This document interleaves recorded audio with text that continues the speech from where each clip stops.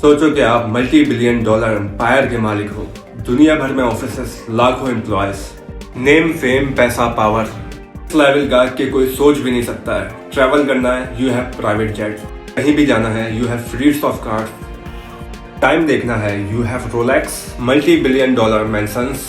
दी absolute financial freedom तो आपको, मुझे और हम सबको चाहिए। The freedom to live the life the way we want, बिना कुछ पैसों के सोचे बगैर। कुछ खरीदना है खरीद लो, बिना प्राइस टैग देखे हुए। ऐसी कुछ लाइफ हमारे बिलियनियर की दिखती है। Everything and anything available, private jets, fast cars, foreign vacations, luxury watches, designer clothes और बेहिसाब पावर। और फिर आते हैं आप, इस वेल्थ से, इस पावर से और इस लाइफस्टाइल से कई दूर, अपनी लाइफ में, अपनी जॉब में, अपने कॉलेज में फंसे हुए इन बिलियनियर की लाइफ देखते हुए। और फिर शुरुआत होती है एक ड्रीम की। ड्रीम एक बिलियनियर बनने का। Having the power and money to have whatever you want and whenever you want. आप अपने अंदर जेफ बेजोस को देखते हो, बिल गेट्स को देखते हो, स्टीव जॉब्स को देखते हो, एलॉन मस्क को देखते हो, मार्क जुकरबर्ग को देखते हो, और आपको इन सब में अपनी परछाई नजर आती है and you start to follow them. But wait a minute, why? क्यों बनना है आपको इन बिलियनियर्स की तरह? For the lifestyle, for fame, for power? झूठ, ये सब कुछ झूठ है। All this is a big lie. In reality आपको इन सब की तरह सिर्फ एक वजह से बनना है, and that is self made billionaire. आपको, मुझको, हम सबको इस टैग से इतनी अटैचमेंट है कि हमें इसके आगे सारी चीजें छोटी नजर आती हैं। But interestingly it's not your fault. इसमें आपकी कोई गलती नहीं है। क्यों? क्योंकि इन बिलियनियर्स ने आपको वो स्टोरी सुनाई है जो आप सुनना चाहते हो, वो नहीं जो इनकी लाइफ की एक्चुअल रियल स्टोरी है। लेकिन क्यों? ये सब कुछ आखिर आपके साथ क्यों किया जाता है? इसमें इन बिलियनियर्स का आखिर क्या फायदा? And the most importantly, the idea of self made billionaire, ये चीज बहुत ही ज्यादा डेंजरस क्यों और कैसे है? I had huge student debts. Like, I have a bunch of houses, but I don't spend a lot of time in most of them. I couldn't afford a place to stay and an office, so I rented an office instead, because I got a cheaper office than I could get a place to stay, and then I just sort of Come a long way from the Harvard dorm room where he and his roommates had the idea to put the college student directory known as the Facebook online. Working in this garage, Jobs and a high school classmate quit their positions at large electronic companies and using tiny silicon chips built this small computer. Different is vast selection, convenience. We deliver right to the desktop. The company quickly outgrew the garage and soon had more than 50 employees.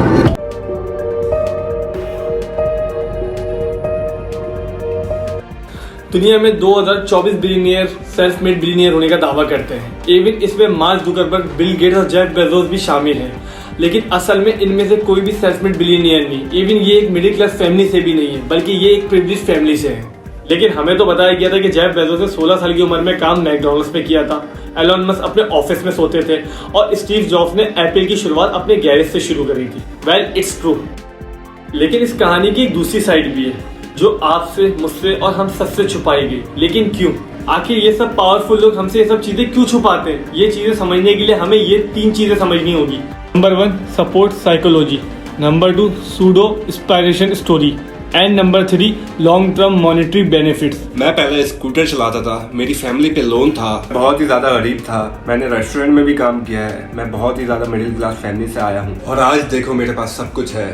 बाहर खड़ी है Mercedes, बड़ा घर है, अच्छे कपड़े हैं, महंगी घड़ी है, और ये सब कुछ मैंने एकदम जीरो से बिल्ड किया है। लेकिन क्या आपने कभी सोचा है हर एक मोटिवेशनल स्पीकर की कहानी आखिर सेम क्यों होती है? हर बिलियनियर की कहानी में इतना दर्द क्यों भरा होता है? Well, this is rare. Support psychology. Support psychology 2 चीज़ों से बनता है। Number 1, weak action taker. Number 2, hurdle breaker. हम सब लोग साइकोलॉजिकली इस तरीके से प्रोग्राम्ड हैं, हम सब लोग हमेशा उस चीज़ को सपोर्ट करते हैं जो कि वीक है, या उस इंसान को सपोर्ट करते हैं जो कि कमज़ोर है। लेकिन जो कमज़ोर इंसान है उसे एक्शन टेकर होना चाहिए, और वो अगर लगातार कोई एक्शन लेता जा रहा है तो हम लोग ऑटोमेटिकली उसे सपोर्ट करना शुरू कर देते हैं। लेकिन क्यों? Well, the answer is hurdle breaker. हम सब लोग अपनी लाइफ में प्रिविलेज की लैडर को क्लेम करना चाहते हैं। सिंपल वर्ड, जो इंसान अपनी लाइफ में पहले से कामयाब हो, एज कम्पेयर उसे कम स्ट्रगल करनी पड़ती है। यदि आप अपनी लाइफ में कोई हर्डल ब्रेक करते हैं और वो स्टोरी किसी और को सुना रहे होते हैं, तो उसे एक हर्डल ब्रेक वाइब आती है।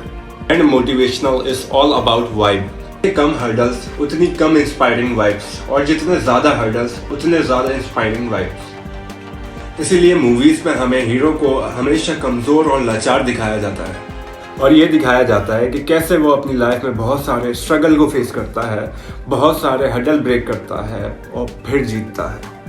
लेकिन ये आपको दिखाया क्यों जाता है? क्योंकि उन्होंने बहुत मेहनत की होती है और अगर आप भी ये मेहनत करोगे तो you can live the same life. हम सब लोग बिल गेट्स और एलॉन मस्क की तरह बनना चाहते हैं, लेकिन इनकी पैसों की वजह से नहीं, बल्कि इनकी स्टोरी की वजह से। All billionaires are great story teller. 1987 में स्टीव जॉब्स और उनके को फाउंडर रैंडी एटर से 2 911 पॉच खरीदी थी, जो कि उनके न्यू स्टार्टअप कंपनी नेक्स्ट के ऑफिस के जस्ट बाहर खड़ी हुई थी। But just before investor meeting उन्होंने ये गाड़ियाँ छुपा दी और उस इन्वेस्टर को फील हुआ कि ये लड़के स्टार्टअप कर रहे हैं और हार्ड वर्किंग है, अगर इनको थोड़ा सा पैसा और सपोर्ट मिल जाए ये कमाल कर देंगे। एंड गेस व्हाट, ये देखते हुए इन लड़कों के पास बिल्कुल पैसा नहीं है। पेरेंट इन्वेस्टर ने नेक्स्ट कंपनी में $20 मिलियन इन्वेस्ट कर दिए। यह है अंडर प्रिविलेज एलॉन मस्क, काफी ज्यादा गरीब हैं। अंडर प्रिविलेज एलॉन मस्क के फादर साउथ अफ्रीका में एमरेंट माइंस और जम्बिया में एक बहुत ही बड़े प्रॉपर्टी डेवलपर हैं। यह है एडवर्डो सेवलन, जिसका फेसबुक का 30% का स्टेक मार्क जुकरबर्ग ने धोखे से खाकर उसको कंपनी से बाहर कर दिया था। लेकिन हम सबको स्टोरी क्या सुनाई जाती है कि मार्क जुकरबर्ग ने अपने कॉलेज में पढ़ते हुए इतनी बड़ी कंपनी खड़ी करी। Jeff Bezos, the so called self made billionaire, जिन्होंने अपने गैरेज से अमेजोन जैसी बड़ी कंपनी खड़ी कर दी, लेकिन उन्होंने ये करने के लिए अपने पेरेंट्स से $300,000 यानी कि 2.5 करोड़ रुपीस मिले थे। नेटफ्लिक्स के फाउंडर को ब्लॉकबस्टर ने $40 की लेट फीस लगा दी, जिससे इंस्पायर होकर लीड हेस्टिंग ने अपने स्टोर में नेटफ्लिक्स बना दिया।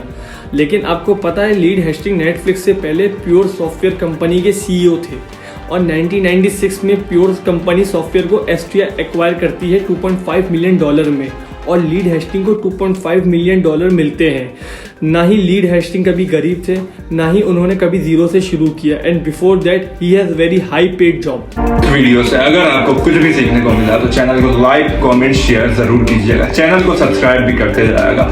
इंशाल्लाह we will see you soon. खुदा हाफिज।